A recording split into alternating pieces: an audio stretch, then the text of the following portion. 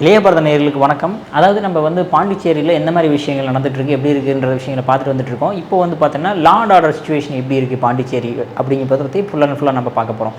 First 2021 அப்படி வர்றதுக்கு முன்னாடி பாண்டிச்சேரியில் வந்து லா அண்ட் ஆர்டர் ரொம்ப ஒஸ்டான சிச்சுவேஷன் இருந்தது. முக்கியமாக என்ன விஷயம் அப்படின்னு பார்த்தீங்கன்னா, போலீஸே வந்து ரொம்ப கம்மியாக இருந்தாங்க, வேகன்சி ஃபுல்லாக ஃபில் பண்ணாமல் வச்சுருந்தாங்க.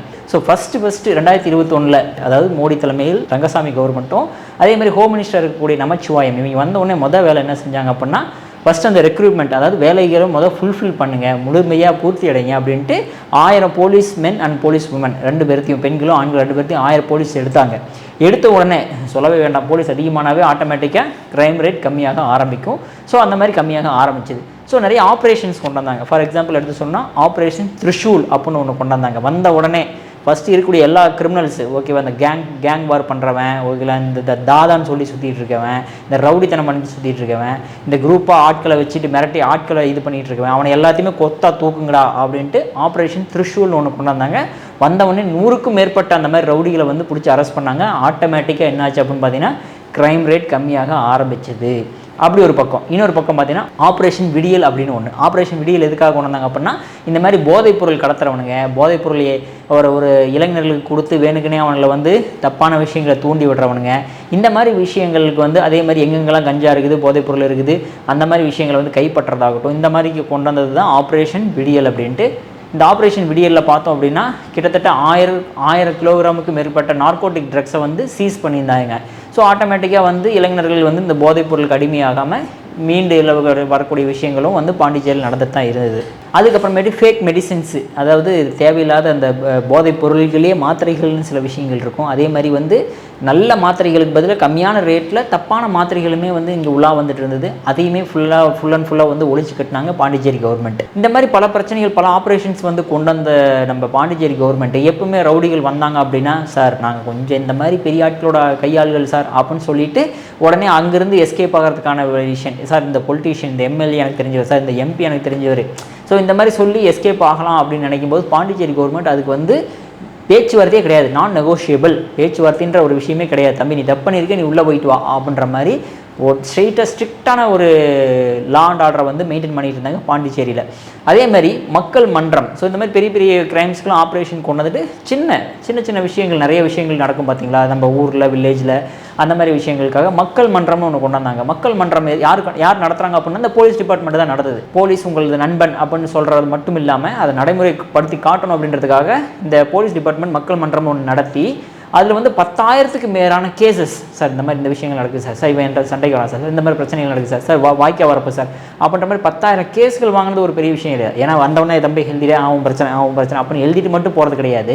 அந்த 10,000 கேசஸில் கிட்டத்தட்ட 98% வந்து அந்த கேஸை வந்து பூர்த்தி, முடிவு, சொல்யூஷன், தீர்வு கண்டிருக்காங்க பாண்டிச்சேரி கவர்மெண்ட். இது எவ்வளோ பெரிய ஒரு மிகப்பெரிய ஒரு சக்ஸஸை நம்மளால் பார்க்க முடியுது பாண்டிச்சேரியில். அதே மாதிரி பாண்டிச்சேரி கவர்மெண்ட் மூலிமா அங்கே இருக்கக்கூடிய போலீஸுக்கு மிகப்பெரிய ஒரு அங்கீகாரம் கிடைச்சது. எதுக்காக அப்படின்னு பார்த்தீங்கன்னா, இந்தியாவிலேயே இடம் பிடிச்சிருக்காங்க. எதுக்காக அப்படின்னா சார்ஜ் ஷீட் ஃபைல் பண்ணதில், அதாவது குற்றப்பத்திரிகை தாக்கல் செஞ்சதில், அதுவும் 60 நாட்களுக்குள்ள தாக்கல் செஞ்சது மட்டும் இல்லாமல் அதில் 82% ஓகேங்களா அதுக்கான வந்து ஒரு தீர்வையும் கண்டிருக்காங்க, அதாவது சொல்யூஷன் கண்டுபிடிச்சிருக்காங்க. அதாவது குற்றப்பத்திரிகை தாக்கல் பண்ணவொடனே இவன் தப்பான ஆள் அப்படின்னு தெரிஞ்சுட்டு அவனுக்கு தண்டனை வாங்கி கொடுக்குறதுலையுமே வந்து பாண்டிச்சேரி கவர்மெண்ட் இந்தியா லெவலில் ஃபஸ்ட் பிளேஸில் இருக்காங்க.